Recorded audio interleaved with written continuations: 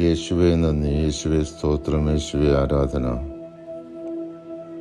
സ്വർഗത്തിനും നരകത്തിനും പുറമേ ഒരു ശുദ്ധീകരണാവസ്ഥ അഥവാ ശുദ്ധീകരണ സ്ഥലം ഉണ്ടെന്ന സൂചന വിശുദ്ധ ഗ്രന്ഥത്തിൽ വിവിധ വിവരണങ്ങളിലൂടെ വ്യക്തമാക്കുന്നു.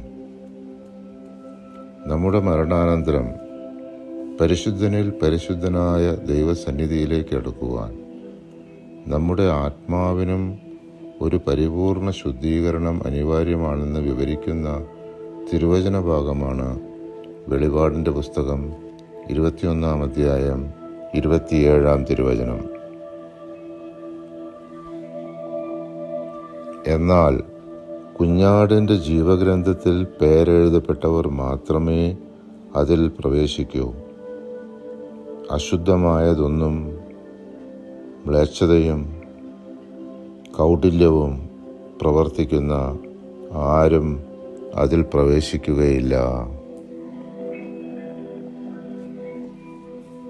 ശുദ്ധീകരണ സ്ഥലത്ത് കഷ്ടത അനുഭവിക്കുന്ന ആത്മാക്കൾക്ക് വേണ്ടി നമുക്ക് പ്രാർത്ഥിക്കാം. നിത്യപിതാവേ, അങ്ങയുടെ ദിവ്യസുതനായ ഈശോ മിശിഹായുടെ ഏറ്റവും വിലയേറിയ തിരുരക്തം ലോകമെങ്ങും ഇന്ന് അർപ്പിക്കപ്പെടുന്ന വിശുദ്ധ ബലികളോട് ചേർത്ത് ശുദ്ധീകരണ സ്ഥലത്തിലെ എല്ലാ വിശുദ്ധ ആത്മാക്കൾക്കായും എല്ലായിടത്തുമുള്ള പാപികൾക്കായും ആഗോള സഭയിലും എൻ്റെ ഭവനത്തിലും കുടുംബത്തിലുമുള്ള എല്ലാ പാപികൾക്കുമായി ഞാൻ സമർപ്പിക്കുന്നു. ആമേൻ.